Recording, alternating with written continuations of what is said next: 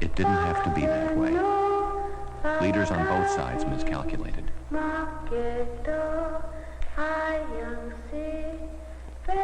Maybe it was inevitable. Perhaps the two cultures could never have lived together as equals.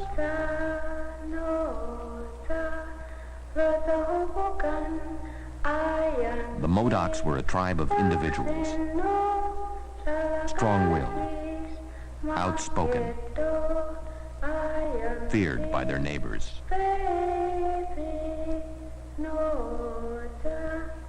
The land was bountiful. It fed them and sheltered them. It provided all that was needed.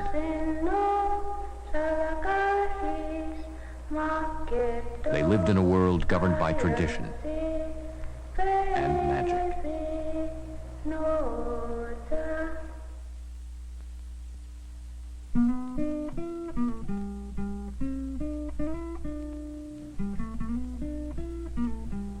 The coming of the white man changed all that.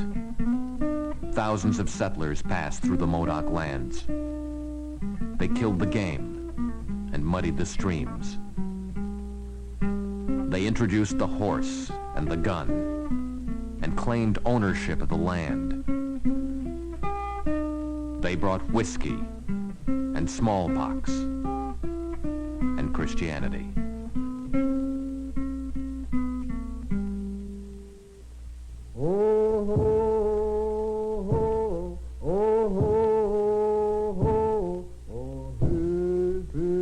Unhappy with conditions on the reservation, the Modocs returned to their village located near the California-Oregon border, on land now owned by the settlers.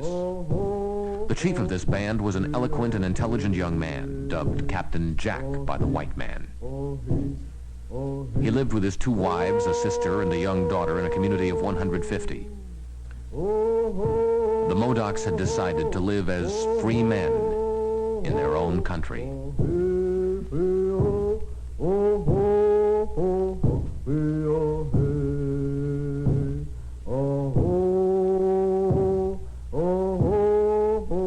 Like many of the young men of the tribe, Captain Jack frequented the towns, often trading with the miners and settlers. There was a great demand for the services of the Modoc women. The powerful medicine man, curly-headed doctor, viewed the white culture as a threat to the tribe and his own authority. He called for a return to the traditional ways. Dancing the ghost dance, he told his people that warriors from generations past would rise from the grave to fight. He demanded confrontation with the white man. The Modocs became increasingly belligerent towards the settlers. They demanded payment for the use of their land. An uneasy peace lasted several years. Responding to the demands of the frightened settlers, the troops attempted to force the Modocs to return to the reservation. They were reinforced by local volunteers. The Modocs were taken by surprise. They began to surrender. Suddenly, shots were fired. A short and bloody battle was fought. The war had begun. The medicine man and his followers were outraged by the surprise attack. They swept across the countryside, slaughtering 14 settlers. No one had been warned of the Army's actions. The Modocs were indicted for murder in Oregon. Public sentiment demanded war.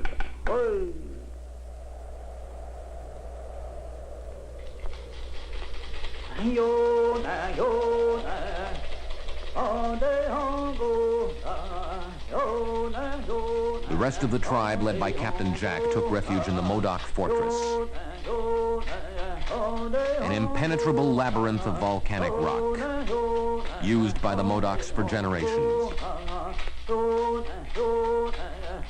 A network of trails and natural trenches provided a completely secure link between the firing positions.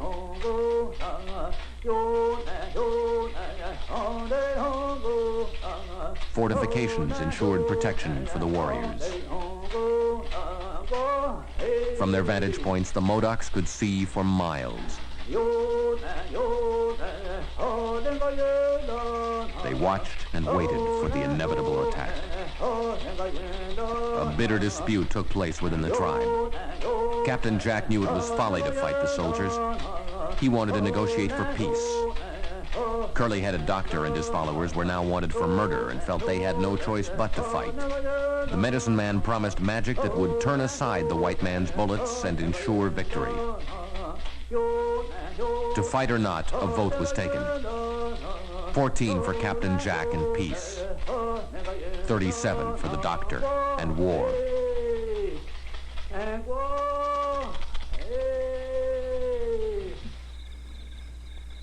The troops were confident. 50 savages were no match for trained soldiers. Volunteers from California and Oregon joined the fight. Indian scouts were hired. For the first time, war correspondents covered an Indian war.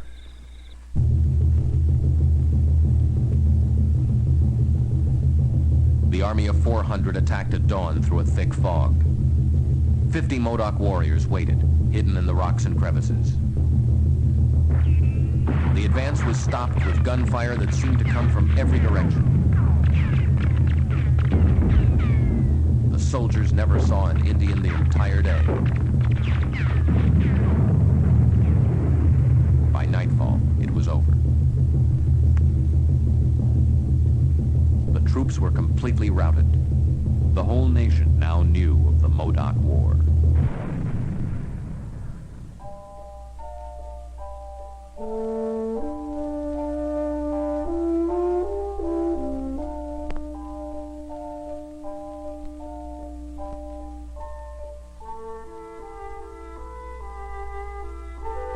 Captain Jack now felt he could negotiate from a position of strength. If the white man wanted peace, he would have to come to him. The war had become a public issue.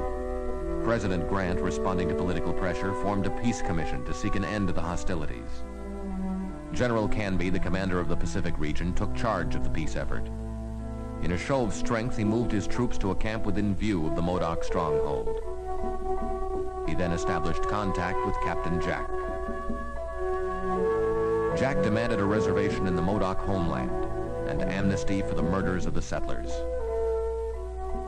General Canby and his staff believed too much blood had been spilled for the Modocs to live in peace in the area. He agreed to Jack's demand for amnesty, but offered only a vague promise of fair treatment if the Modocs surrendered. The medicine man and his followers looked on with suspicion. The Army's maneuvers were further proof of their real intentions. They wanted to fight, and they believed they could win again. The troop buildup continued. Warm Springs Indians, ancient enemies of the Modocs, were hired as scouts. 1,000 soldiers now confronted the Modocs.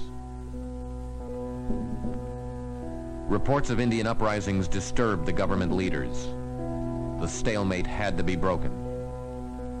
Canby renewed his efforts for peace. Another series of conferences reached an impasse.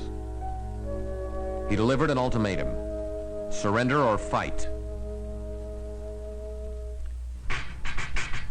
A violent argument raged in the Modoc stronghold. The war party wanted Captain Jack to assassinate Canby and the other peace commissioners at the next conference. Captain Jack refused. Such an act would lead to the extermination of the tribe. It would be a doomed course of action. The lava beds would never be taken, the medicine man promised. His magic would ensure victory. Captain Jack was knocked down. A woman's hat and shawl were thrown over him. He was taunted, called a coward and a squaw. Kill or be killed, he was told. Angry and humiliated, Jack struggled to his feet. I will do it. I will kill Canby, although I know it will cost me my life and the lives of my people. But I will do it. Through the night, they danced. True to his word, Captain Jack carried out the desperate plan to kill General Canby. The Modocs fled to their stronghold. An outraged nation demanded justice. The troops attacked from two sides. 50 Modocs defended. By shuttling their men through the trenches, the Modocs were able to stop advance after advance. The Army suffered many casualties. The Modocs only one.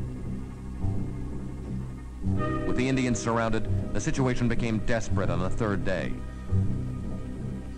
The fighting intensified. The Modocs were low on ammunition and cut off from their water. Pressed on all sides, they had to evacuate if they were to continue to fight. The next day, the soldiers captured an empty fortress. The Modocs were free and a threat to the entire region. They had to be found.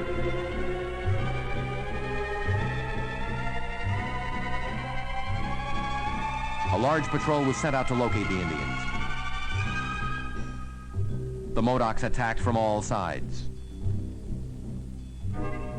The Modocs continued to roam the countryside, attacking supply trains and outposts at will.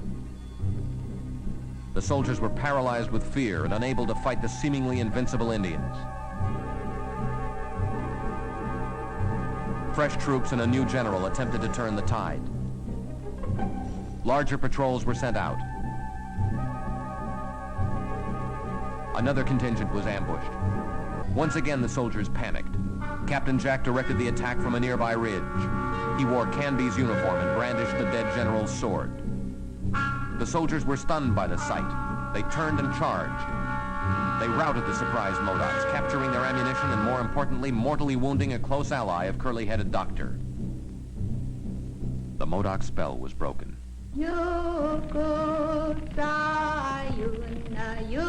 That night, the Modocs burned the body of their fallen warrior. A fierce debate divided the tribe. The medicine man and his followers blamed the death on Captain Jack. They charged him with protecting his friends at the expense of the others. They refused to follow his leadership any longer. The tribe split in two.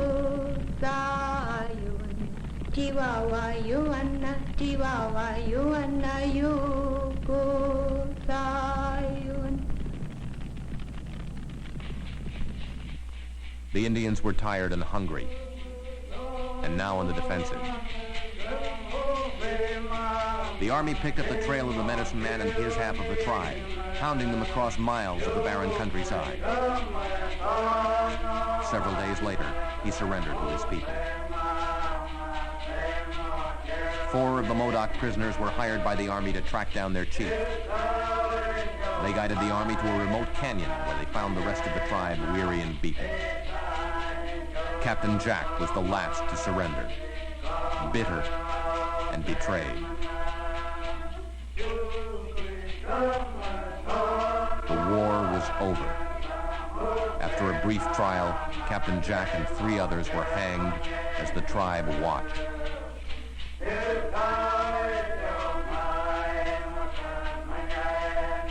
Those who helped the Army were pardoned and sent to a reservation in Oklahoma with the rest of the tribe. The only Indian war fought in California. 50 against 1,000.